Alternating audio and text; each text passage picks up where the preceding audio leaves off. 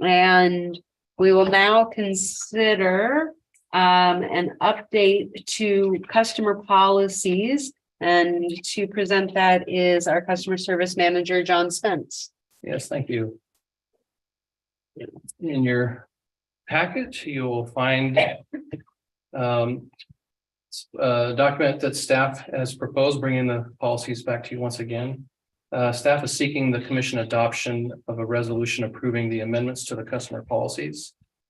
Once staff had already submitted the packet, located two sections that decided would use some improvement with an edit. I wanted to go over those first. The first one is on page 2. I think I got the pages down this time. Help you guys. And that's going to be the service policies application of policy. So that's going to be right off the very first section. So that'll be section A1. So page 2. Yeah, section A1 sub 1.1. Yes, thank you. Okay, so in a prior meeting, it was recommended to add a clause in there to or identify industrial customers as far as contracts go. It was realized after this edit that we didn't have anything in there for the wholesale water customers. So a sentence was added in there, and I'll read it so that you'll see it since it's not in the packet. So to read as edited, except where the and I apologize. Yep, except where the MW&L rate schedule calls for a customer contract, i.e. an industrial contract customers, and this is where the edit begins, and except to the extent the application of these policies are limited by wholesale water contracts, i.e. municipal water purchase agreements, and that's the end of the edit. These customer policies apply to utility services provided by MW&L Water and Electric, as specifically described in the customer policies. And for the limited purposes of bill and payment processing by MW&L for the city of McMinnville, the customer policies may also apply to city charges. So that middle sentence there was added to help cover our contract customers through municipal agreements for the water. Are there any questions about that? None. Thank you. Good catch. Sam, this is a document called Contents 2023 Customer Policies, correct? This is Contents 2023 Customer Policies. Yes, that's right. Okay, where did John first speak? You said This page is 1, but right. This is under the first section, Services Policies General, paragraph 1.1, the very first paragraph. okay, okay, I read that. Okay, I'm with you then. Thank you. Okay. Okay, and the other edit on there is on page 14, and I'm going by the blue numbers on the bottom left. I hope you guys have those as well. What's the section number? Section is 2.6. This is on 2.6.2. There was a few things we changed to that. One from comments Page last 14, meeting. okay. Okay. And in that section, there was a little bit of confusion stating the past due. So we'll strike out all past due MW&L. So what it'll read as edited would be when a partial payment or late payment is made, MW&L may allocate payments first over electric fees, then water fees, and then to city sewer fees, paying the oldest charges first. We felt that would take away any confusion if someone made a partial payment. And then we lined out our priority of electric, water, then sewer, paying the oldest balances to current. And I think that sums that up much better. Thank you very much. Yeah, you bet. Yes, wonderful. Are there any questions at this time? What is the action expected of the board tonight? So what we're going to be seeking is approval of resolution number 2022-24, a resolution by the Water and Light Commission of the City of McMinnville making rules regarding customer service with the amendments described by Mr. Spence as it relates to that section 1.11 on page 2 and the also to the change that Mr. Spence described in section 2.6 on page 14 of the proposed customer policies. I'd entertain a motion for approval Madam as Mayor, I would described. move. I would move for the adoption, please. I have a motion from Commissioner Gormley I'll second. and a second from Commissioner Tate. And Trina, will you please poll the commission? Yes, Mayor Dropkin, Aye. Commissioner Tankersley, Aye. Commissioner Gormley, Aye. Commissioner Christensen, Aye. Commissioner Tate. Aye. Thank you. And the resolution is adopted unanimously. Excellent. Thank you so much. Yes. Thank you for all of your hard work on Yeah, that. you're welcome. It's a tremendous effort. Thank you. And we will now go to the review of a billing services agreement with the city of McMinnville related to the city service charge. And Mr. Justice, do you want to present again? Sure. So So which item is that, please? Which item is this? D. Item Item D D. under new business. It's on your agenda as an intergovernmental agreement. And Thank it's you. before us as a billing service agreement. let me turn to the memo first, so I just have reference to that. Right, so as we've discussed previously, this document has been before you previously in other forms. The document has gone through major revisions and now comes back to you as a billing service agreement. The form of the document has actually been presented here this evening, is not in the form to be presented or the form that has been presented in the packet is not the form that is being presented or proposed for approval this evening. But the staff is here before you this evening seeking approval of the billing service agreement with the city of McMinnville's common council related to the pending city service charge and other city charges, and authorizing the mayor and clerk to sign. We're also seeking potentially direction on if the agreement is not executed. It doesn't look like that is a possibility, or a probability, but I think we probably should still just get direction on that in the unlikely event. The agreement provides both direction regarding a cooperative agreement between Waterlight and between this and the city of McMinnville for what we call city charges. City charges now are going to include both the sanitary sewer fees, service fees, and the city service charge. I know we actually did have discussions, and Mr. Spence did contact the state regarding the LIWA agreements to confirm that this agreement would still work. I know he was on the phone with them earlier this week and confirmed, in fact, they're okay with the form of agreement, so we're not going to go sideways. We remain the billing agent under this agreement for the city for sewer charges. And that's really the requirement to make sure that our low-income assistance program continues to function. Otherwise, I've had discussions with the attorney representing the city. We've come to an understanding and agreement about the form of the agreement. I understand who's going to recommend this for execution by the city manager. I also understand that the city manager will execute it, but also the agreement will go before the city council in January for ratification, and that the agreement is subject to that ratification by the city council. So the city council will see this document for approval. I'm certainly available to answer any further questions anybody has regarding the document. But I have reviewed it. I believe that it does meet the requirements to give the commission the authority and the Water and Light Department authority to bill the city service charge and the sanitary sewer fee. And this document will replace the existing agreement that we have with the city to bill the city sewer fee. So this will become the new document for both the sewer fee and for the city service charge.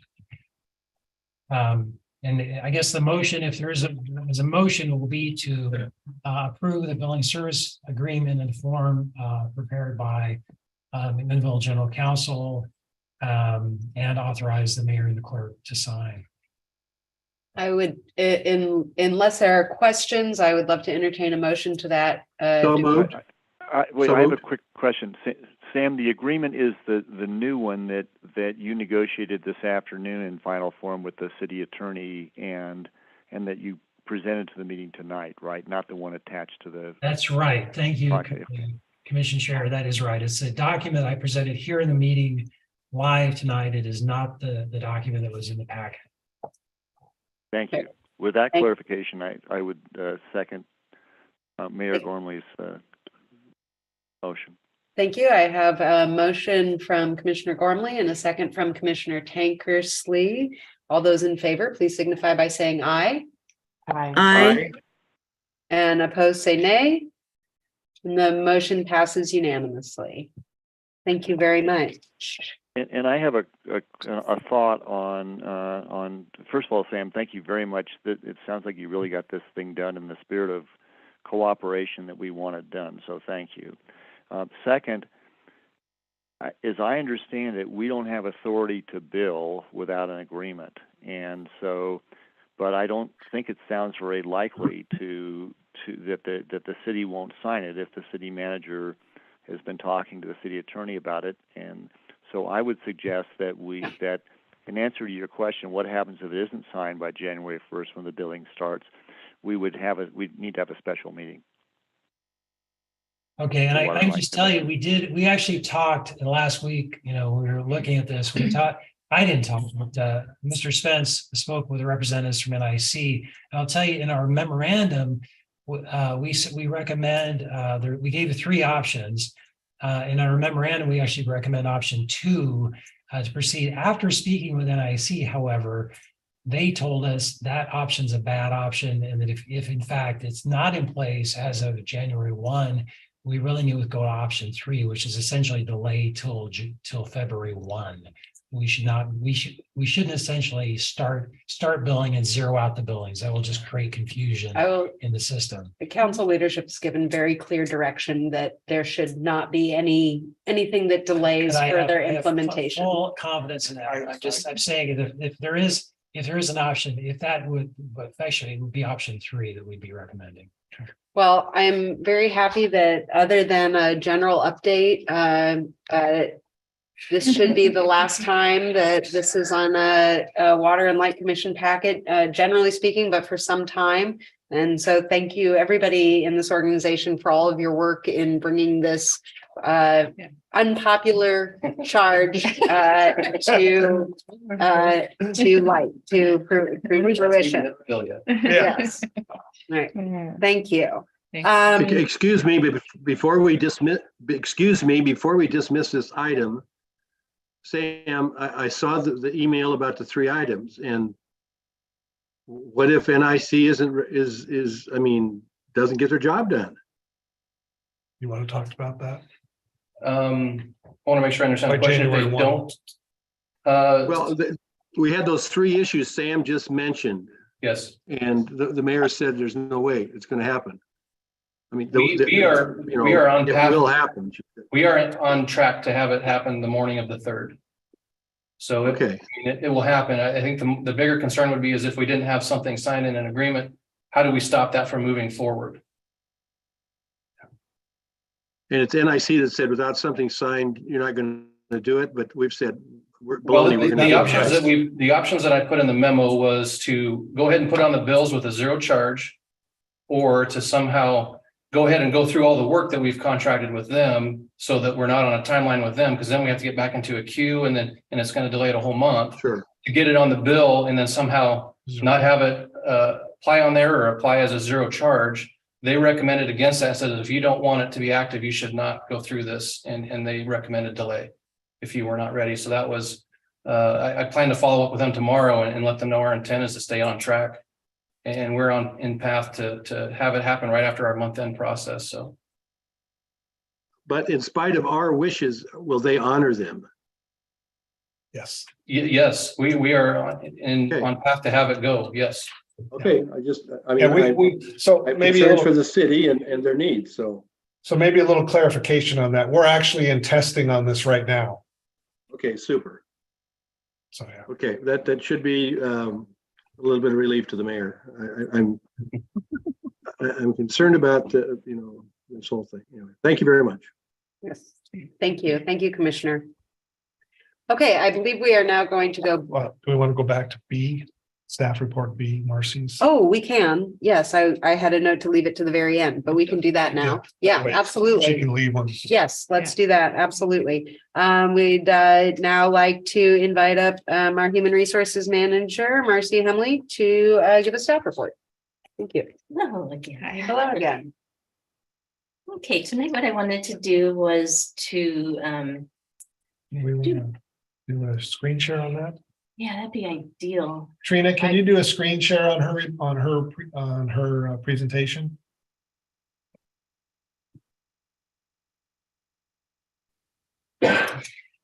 So I wanted to talk today about our workforce, specifically our recruitment and retention of our staff. I know that's been a conversation in strategic planning meetings.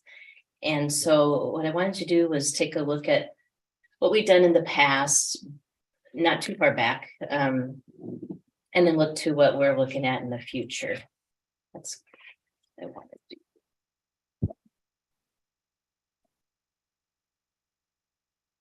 It's been a long time since I ate, sorry. I understand. It's all in the same boat here. So Trina, if you wouldn't mind going to the third slide, the recruitment process, thank you.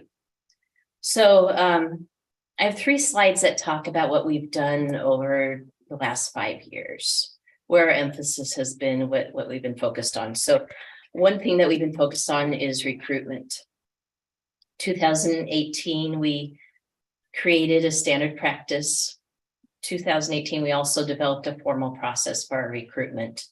And then we set forth overhauling every aspect of recruitment. So if you can imagine that there are a lot of things that go into recruitment. So you start with the job description and you advertise for the position, you figure out where you're going to place those ads, what the ads are going to say, you do the interviewing, and you might have a couple interviews, you might have some testing, you have a selection process, you have a person who gets the job and all the things that are required for that. And then you have the onboarding process, getting the person assimilated into your culture and your company. So we spent a ton of time working on all those elements, and now do have a good formal process that we go through with every hire, and we've been pretty successful. So I could sit here and talk for an hour just on that one topic. One thing I do want to mention though is that we have a neat panel process. So we do hiring panels for our interviews for all of them. And we have myself and we have a hiring manager in those panels. Then we also have other people from the department. And then we pull somebody in from a different department that wouldn't normally be part of that group. And then that person gives a unique perspective to the group. And this year, 2022, we had 23 separate employees participate on panels. So that's a pretty good commitment. That's 1/3 of our workforce. Good commitment from a lot of people. They understand the importance of getting good hires into the company. Trina, next slide. Yeah, did you? Yeah, I was just Yeah. gonna ask a question. So Yeah. as far as tying this to strategic planning, is that a component that would be looked at again for the next time that you go through a reorganization of that process? And I bring that up because since 2018 with COVID and so many other things that have changed with just the digital world, Yeah. I feel like processes are needing to be relooked at on a more Right. frequent basis. So I don't know if that's something you continue to do all the time, or if there's a next point in time where you'll reevaluate all of Right. that. And so it is something that we continually look at. So whenever we have an interview, if something doesn't work right, we say, well, why didn't that work right? And we try and figure it out. If we have questions that we don't like, that didn't work well in the interview, we discuss that and then we toss them or things like that. We we do have other things that we still need to do. I know I need to do a update to the website, or website career page, needs some changes. So it is something that we do continually work at with every recruitment.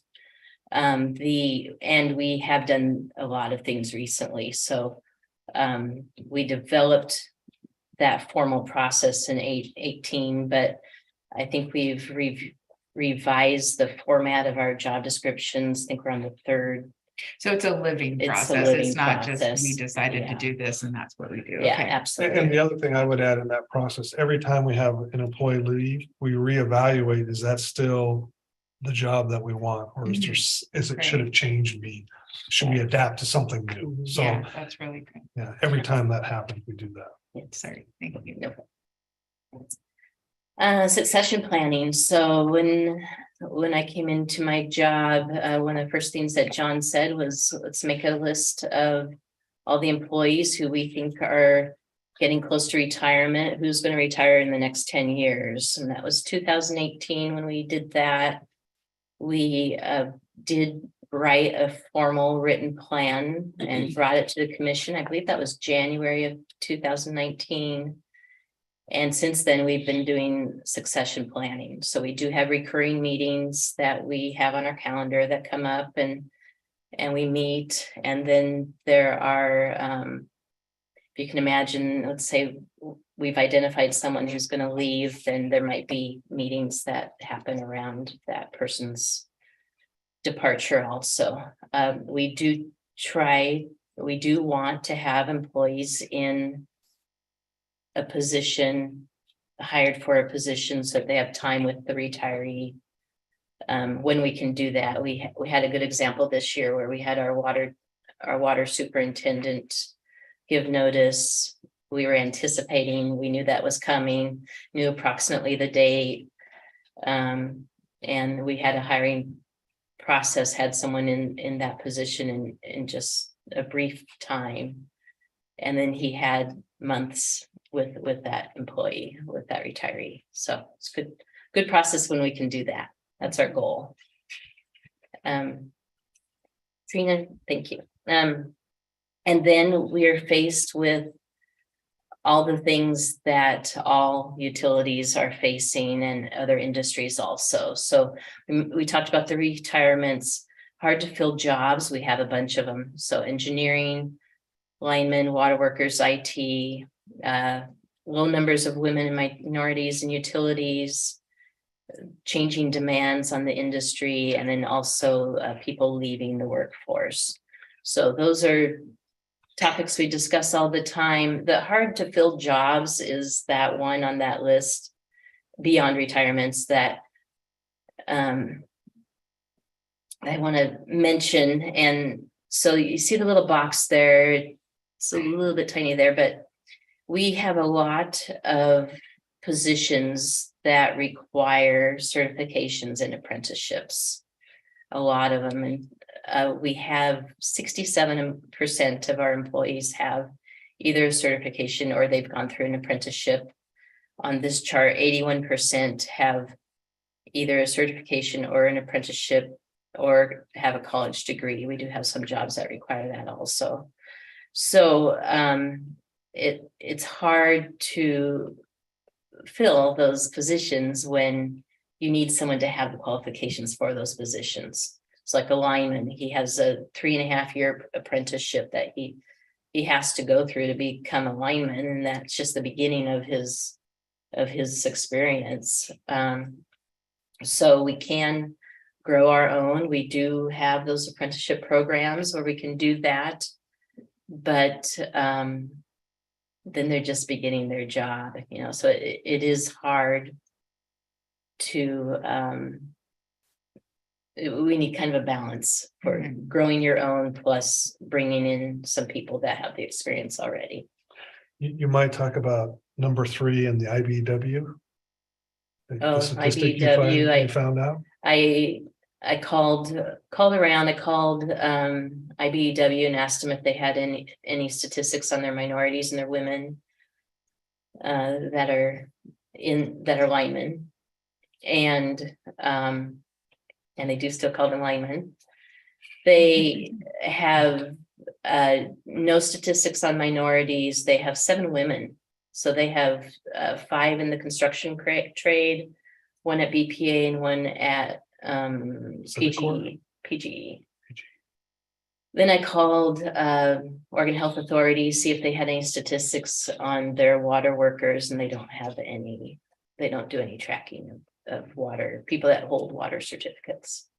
So that's 7 out of thousands of Yeah. line personnel in the state. And IBW covers pretty much everything. Southwest Washington, so I think it's Clark, Klickitat, Skamania, everything down through Portland, BPA. I think down just north of Springfield and then east. And so there's thousands in that work group and only 7. And so A lot of possibility there. a lot of Yeah. possibilities. So the next few slides show a little bit of data. So we do have a high retention rate and a low turnover rate, as you would expect to see. This would be typical for a utility like ours, I would imagine. That retention rate has retirements in it, and the turnover does not. So that's kind of something to keep in mind for both of those. Retention rate shows who was here January 1st and who's still here December 31st. Turnover shows the percentage of people that have separated through the company. So those are our numbers now. You hear this every once in a while, maybe you've heard it. We have as many employees today as we had when we moved into this building. So here's those statistics. So I do have a sheet that shows in 1988, we had 58 employees. Today we have 63 and have doubled the customers. That we do take pride in having a lean force, but you do need the people present to be able to accomplish all of our goals. Job posting. So this says 5 years, there's 6 years there. I added a row, but this shows the jobs that we have posted in the last 6 years, and then who we hired. Did we hire somebody internally or externally, or did we not hire for some reason? In 2018, I believe that was an engineering job and a lineman job, I think. 2021 was a lineman job. 22, this year we had 4 engineering jobs that we could not fill.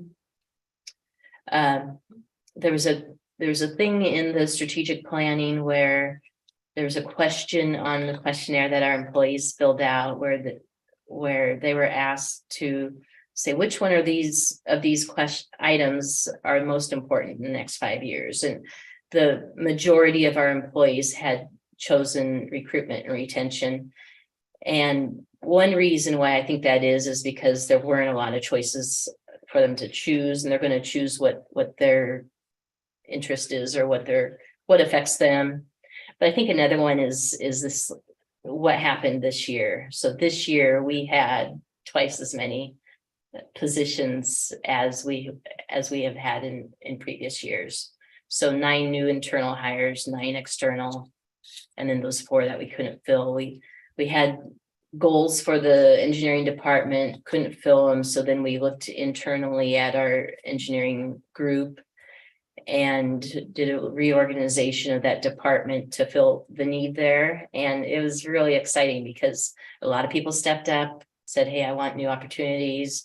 And we're liking what we're seeing. And there's like a little bit of an energy and stuff in the company. It's pretty exciting. So can I just ask, I was confused when I was trying to figure this out. If Yeah. 9 people internally move to a new position, then it doesn't sound like maybe it was a 1-to-1, like then there's 9 other positions now that they've left that need to get filled. Maybe you looked and did a reorganization of the department, and some of those positions didn't get refilled, but it must have created some Well, more openings. I mean, I was hard to follow this. as it being does, that- it does do that cascade effect where you hire one person, then now you got a vacancy, and then you hire another Right, person in that right. position. and Right, so Doesn't is that work. 22 jobs take into account those 9 people that moved up and left jobs open?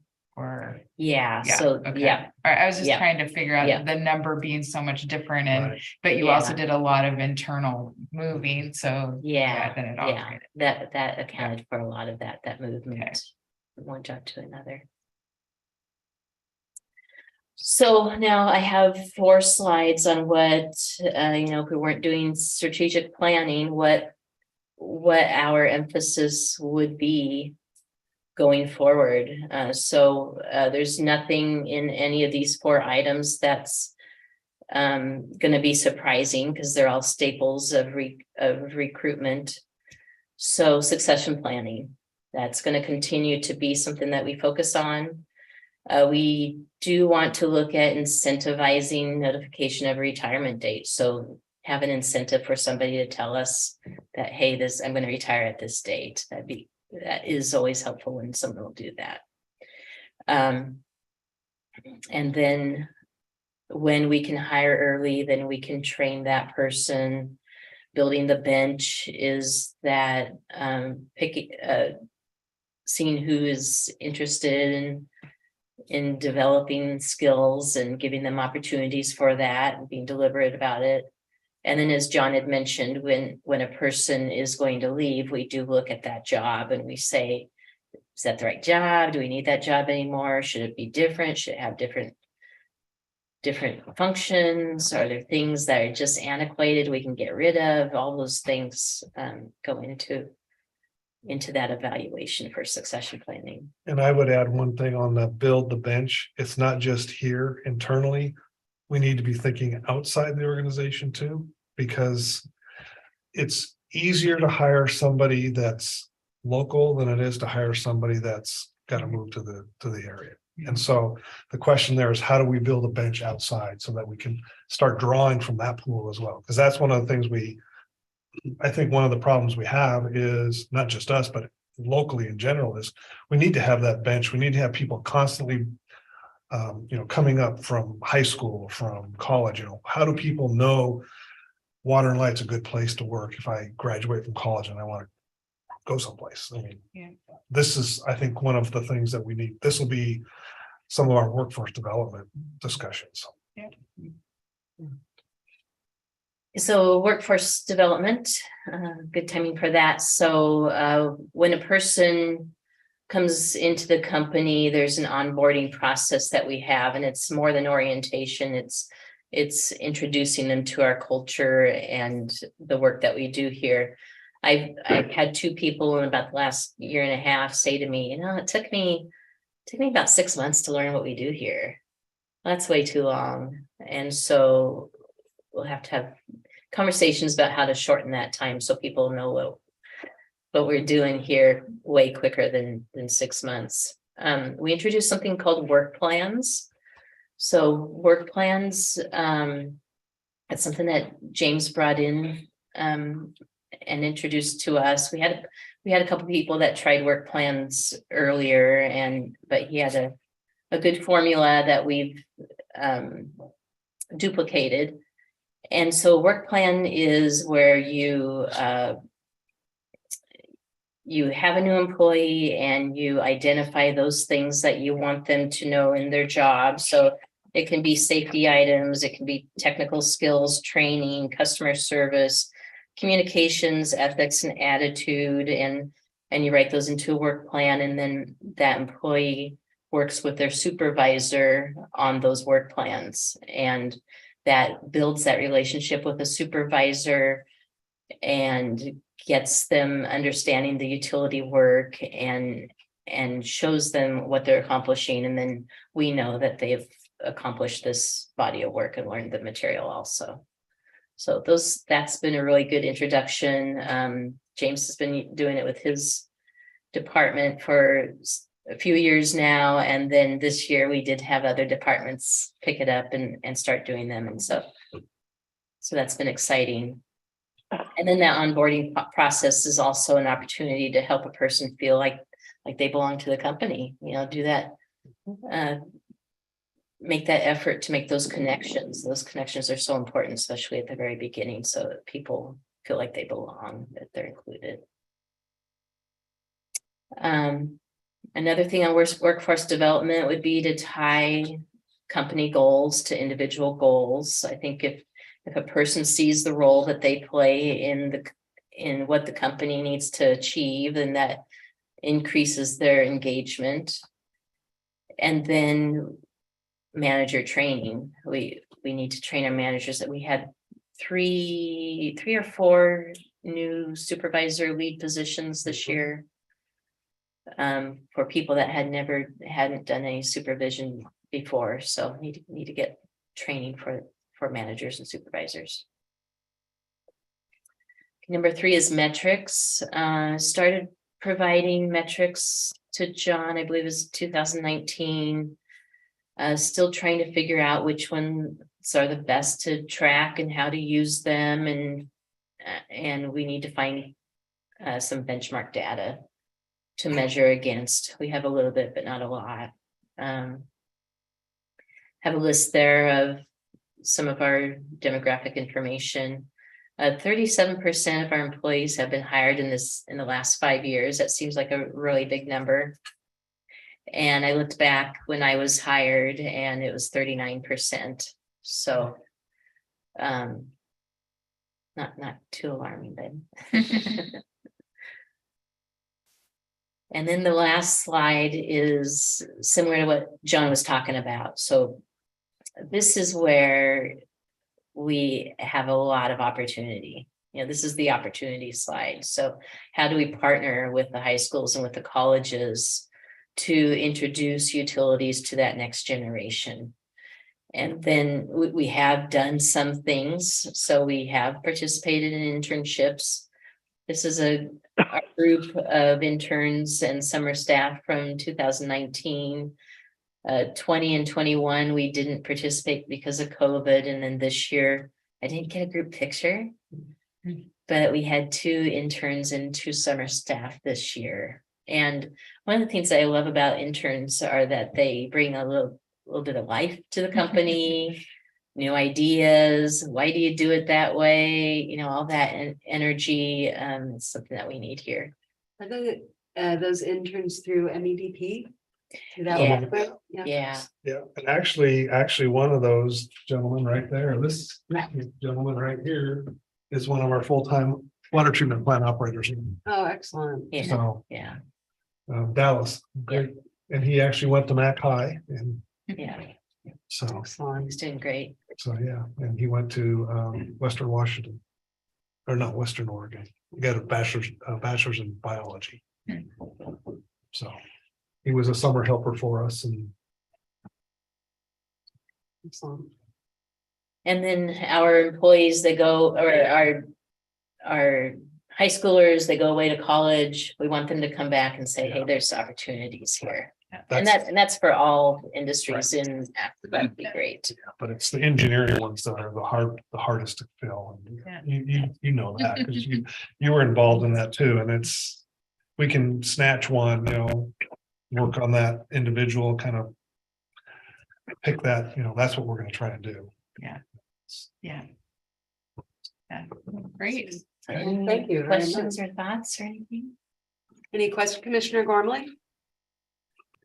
John, our public power group we belong to in Oregon, do they do any interfacing at the engineering schools at all? For instance, my industry, we have a chapter at Oregon State where we recruit construction management people out of that program. No, but that might be a good one for NWPP, Northwest Public Power Association, because they're the bigger regional group that Oregon, Washington, Idaho, Montana, Alaska, and they're the ones that might be a really good activity for somebody that serves on the board there, John. You know that? I know. That's why I brought it up. It was discussed at the last meeting, actually, that they need to reach out more. They understand that, and I will keep on that. So I won't mention the Jesuit University in Spokane, Washington, that has a great basketball team. But they've got a engineering class or a degree that's related to power distribution. Yeah. And that might be another place to recruit interns. So, Yeah, we've actually hired interns from a number of OIT, Oregon State, okay. Washington State, I think, Portland State. So, yeah. Thank you. Commissioner Christensen? I just really want to say that I appreciate the presentation this evening. Obviously, youth and career pathways are very important in the work that I've done in the past. And I really appreciate the way Water and Light not only is a champion within their own organization of growing talent, but they're a shining example throughout the community as an organization that invests both money and staff in going out and making sure that young people and people of McMinnville know about the opportunities in the organization. So thank you. So there's a bunch of organizations in the metro area that my apprenticeship program's involved with, as well as our union, but there's some programs that Marcy, I don't know if you could check with, but IBEW could put you in contact with them, but they've got a lot of training programs for people coming in from non-traditional backgrounds, and we participate and use them lots.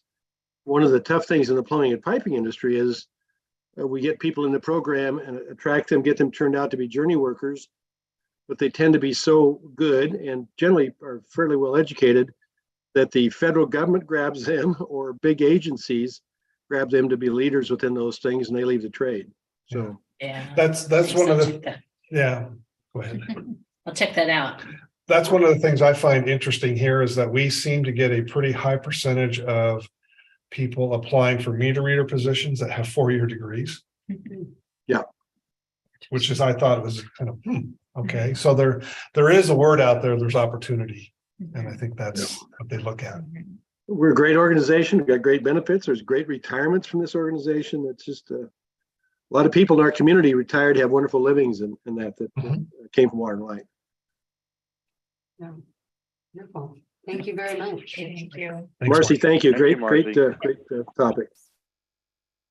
Thank you. And we are now going to go back into executive session. Mr. Justice, if you'll read us into Are we executive gonna go session. for, is this for the general manager review? Yes. Okay. And then Do we want to do the IT one first? I have followed your direction. Which one do you want? I think we should postpone it.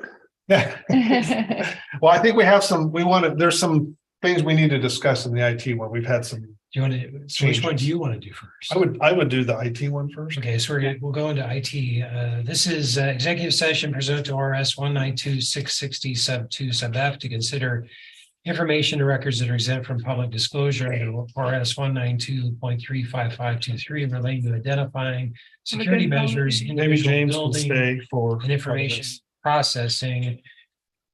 This is at 6:54 p.m. If we have any press with us tonight, they're warned that they shouldn't discuss anything or print anything in the media that relates to the subject matter of the session. We will be coming back into open session to take any action. I'll make an. Is there a reason to come back into open session, or can we do the GM one, stay we're gonna in? do that too. Yeah, we'll do that after. Okay, then we'll immediately. We need to read that then. Okay, I will, yeah, I'll go ahead. And so instead of going into, instead of coming back open, then we'll immediately go into executive session pursuant to RS 192-660 sub 2 sub L for review and evaluation of the general manager. And then after both of those executive sessions, we'll come back into open session for action. Is that when Mr. Dunbar is going to turn and go to his piano and play We Wish You a Merry Christmas? I believe that's correct. Good. I'm looking forward to it. That'll be the YouTube rendition. Hey, Tom can help.